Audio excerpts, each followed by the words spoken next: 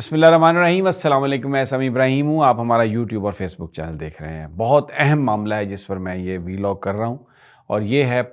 P T I اور Pakistani establishment کے درمیان تعلقات۔ کیا یہ تعلقات بہتر ہو سکتے ہیں؟ کیونکہ بہت سارے لوگوں کا خیال ہے اگر یہ تعلقات بہتر نہیں ہوتے تو پاور پالیٹکس میں عمران خان صاحب کی جو ری انٹری ہے وہ مشکل ہو جائے گی۔ میں پچھلے کئی دنوں سے کئی جو پیشیاں ہوئی ہیں عمران خان صاحب کی اڈیالہ جیل میں گیا ہوں وہاں پر، اور ان کی جو صحافیوں سے گفتگو ہے اس کو دیکھا بھی ہے، سنا بھی ہے، اس میں پارٹیسپیٹ بھی کیا ہے۔ کچھ پی ٹی آئی کے دوسرے لوگوں کے ساتھ بھی میری ملاقاتیں ہوئی ہیں، کچھ ریٹائرڈ جو آرمی کے لوگ ہیں ان سے بھی ملاقاتیں ہوئی ہیں۔ تو جو میں نے اخذ کیا میں وہ آپ کے سامنے رکھتا ہوں، اور ایویڈنس کے ساتھ۔ اس بات کا ادراک تو ہے عمران خان صاحب کو بھی، اور وہ بڑے اچھے طریقے سے جانتے ہیں کہ پاکستان کی اسٹیبلشمنٹ کے ساتھ اگر تعلقات ٹھیک نہیں ہیں،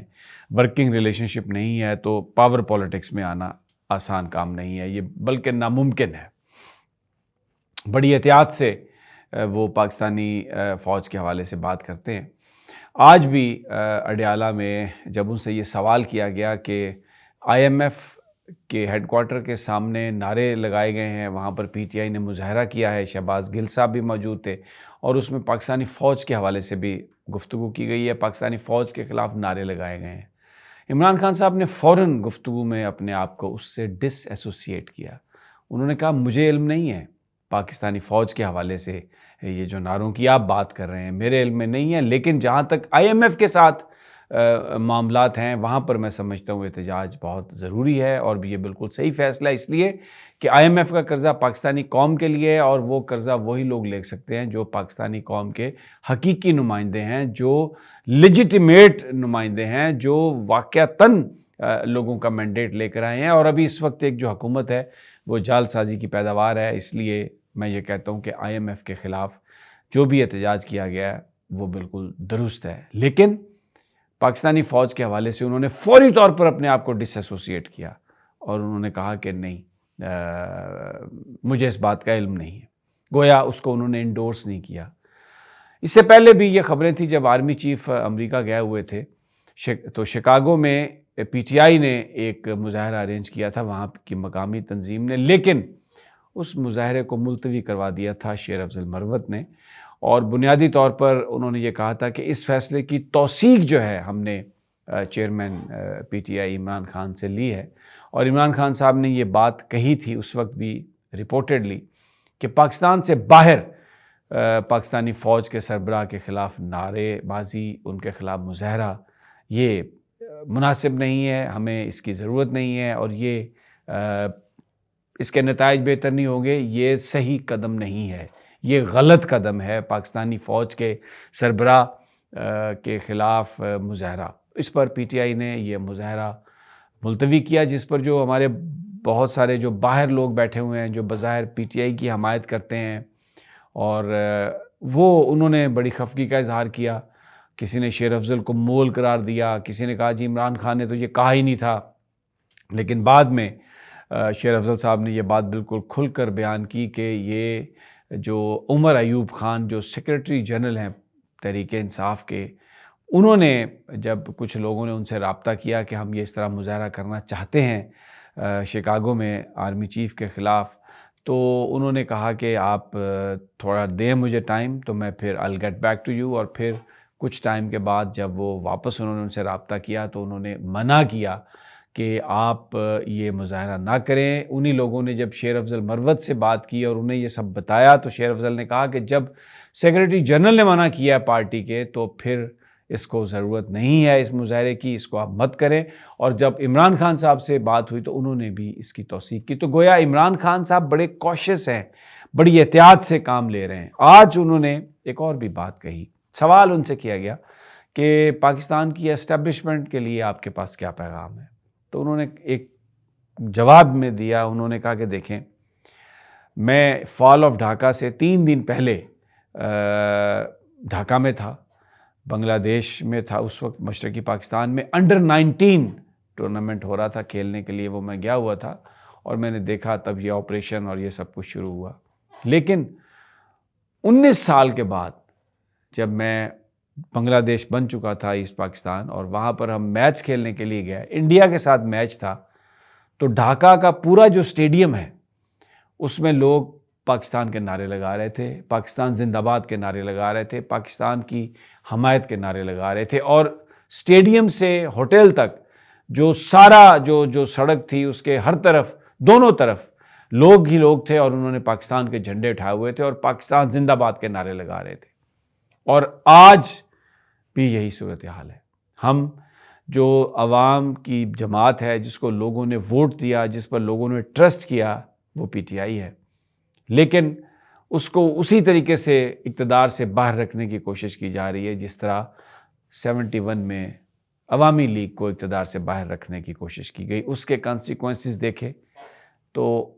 انہوں نے کہا، میرا یہ خیال ہے کہ ہمیں بھی اس کے جو کانسیکوینسز ہیں، یہ جو کچھ ہم آج کر رہے ہیں، ہمیں اس کو بہت ہی احتیاط سے کرنے سمجھنے کی ضرورت ہے۔ تو یہاں پر بھی انہوں نے بہت ہی کوشیسلی ایک فوڈ فار تھاٹ دیا اسٹیبلشمنٹ کو کہ بیسیکلی لک ایٹ دیٹ۔ تو مجھے علی امین گنڈا پور کی جو ملاقات ہے شہباز شریف سے، اس ملاقات کی مخالفت نہیں کی عمران خان صاحب نے، صرف یہ کہا کہ شاید تصویر نہ کھنچواتے،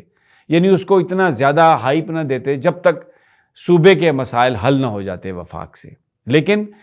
گفتگو کی انہوں نے ممانعت نہیں کی، اس پر انہوں نے تنقید نہیں کی۔ تو بہت کوشیسلی ہمیں عمران خان صاحب نظر آتے ہیں، پاکستانی فوج کے ساتھ وہ بڑا جس طریقے سے گفتگو کرتے ہیں، بڑی احترام کی گفتگو کرتے ہیں، اور ہمیشہ اس بات پر زور دیتے ہیں کہ پاکستانی ادارے جو ہیں وہ ہمیں چاہیے، مضبوط ادارے چاہیے، پاکستان کو ایک مضبوط فوج چاہیے، اور ایسی فوج چاہیے جس کو پاکستان کے لوگوں کی حمایت حاصل ہو۔ اس وقت جو سیاست میں ہو رہا ہے،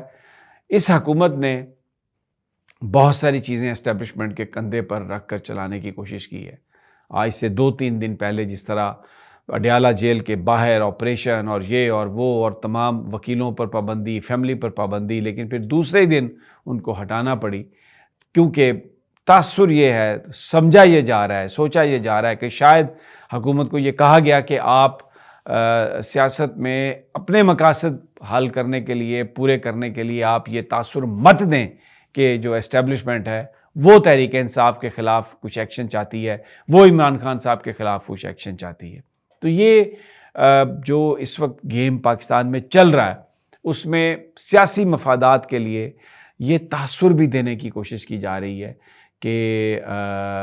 شاید جو اسٹیبلشمنٹ ہے وہ پولیٹیکل گورنمنٹ کے ساتھ ہے۔ یہاں پر میں ایک ذکر کروں گا، فیصل چودھری صاحب کا بھی ایک سجیشن ہے، جو فواد صاحب کے بھائی ہیں، کہ جو لیڈرشپ ہے، وہ لیڈرشپ جو میچیور لیڈرشپ ہے، جو تجربہ کار ہے، جیسے شاہ محمود قریشی ہیں، جیسے چودھری پرویز الہی ہیں، ان لوگوں کو گرفتار کر کے چکیوں میں رکھا گیا، ایسی جگہوں پہ رکھا گیا جہاں پر تکلیفیں ہیں۔ تو جو آدمی آلریڈی کسی چکی میں ہو، یا سزائے موت کا جو